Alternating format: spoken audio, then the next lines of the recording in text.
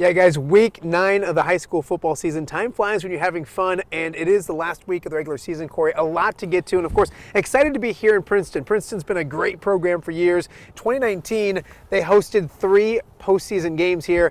That was kind of my gig. So it's great to be back out here in Princeton. A beautiful environment. They get a great environment here in Princeton. And of course, that'll continue tonight when they welcome Monmouth Roseville to town. And Kory, we were kind of just talking, there's some blankets already in the stands.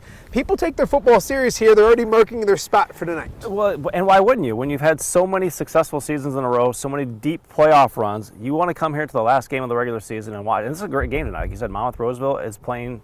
They're going to be a playoff team. Princeton's a playoff team.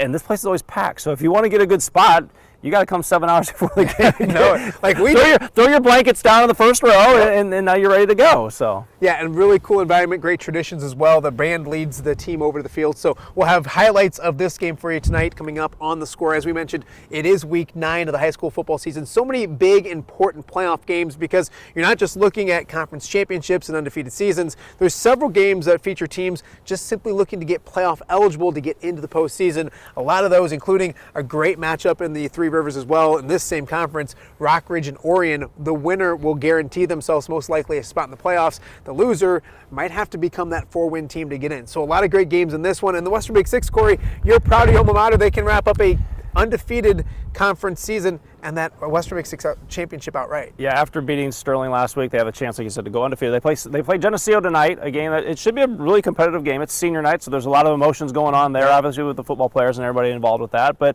another game I'm really interested in the Western Big Six is United Township Sterling. They played in the spring. Yeah. It was the last game of the regular season in the spring. UT beat Sterling, even though Sterling won the Western Big Six. Tyler, everybody talked about that game. United Township is trying to break a 20-year drought of making the playoffs. If they get this win tonight, they'll be in the playoffs. And Nick Welch has done a great job. They've won 8 of their last 14 games dating back into the spring. That's a lot of high school football. We haven't even mentioned the Iowa side of the river. Some big games there. Speaking of long streaks, Bettendorf's always in the postseason.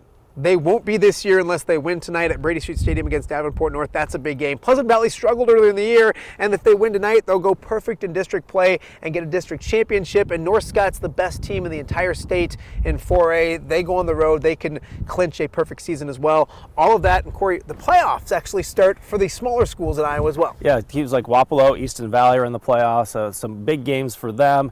Do you remember 8 weeks ago?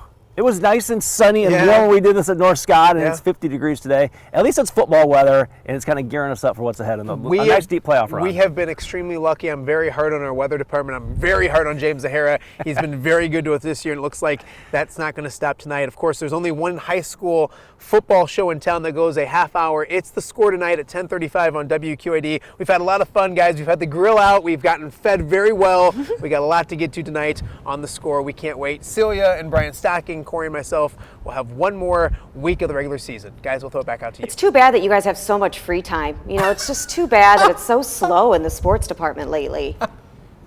No, nothing? Okay, thanks guys.